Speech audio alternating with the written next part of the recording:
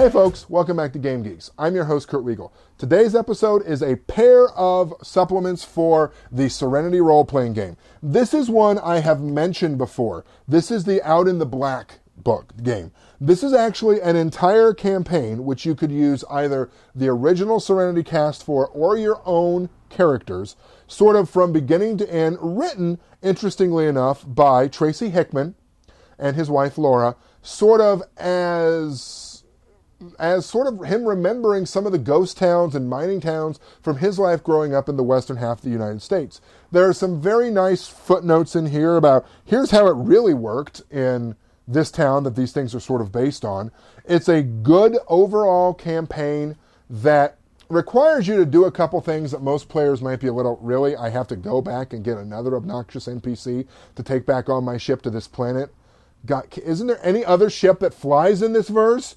But it's a very interesting campaign. The problem is it centers around one particular NPC, which your more astute players will probably be very suspicious of when you start to describe. I won't go any more into it than this, other than to say that the character is named after very expensive spice.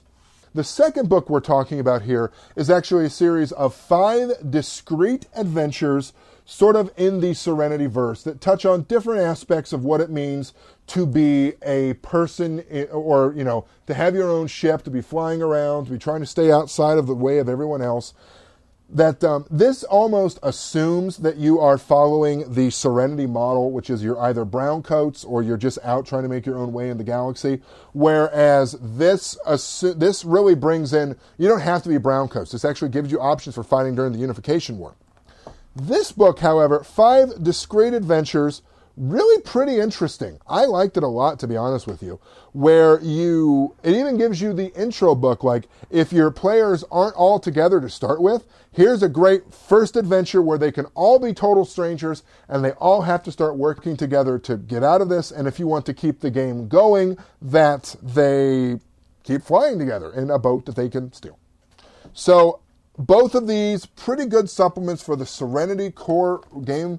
I like it a lot, actually, both of these. It's a campaign, and I'm sorry, any published campaign is going to feel a little railroady. And I get really tired of people complaining, it's too railroady. They expected me to go into that dungeon. Well, hell yes, they expected you to go into that dungeon. Otherwise, what are you going to do? Sit in the inn and drink all day? This is gaming, not real life. Sorry. Small rant. Any published campaign is going to have a certain amount of, you need to follow the dots. Otherwise, it's just a free-form wandering around. And then they don't call that a campaign as much as they call it either your characters are wandering around or you've got a GM who's really good in improvisation. So both of these really good supplements for the Serenity role-playing game. I recommend them. There's some more coming out in the near future. They're worth getting your hands on if you want to just continue playing in that universe. It was a very fertile universe. I know it inspired a lot of gamers. There are about as many conversions to the Serenity universe Serenity game universe as there are role-playing games out there. For Game Geeks, I'm your host, Kurt Wiegel. Good day and good gaming.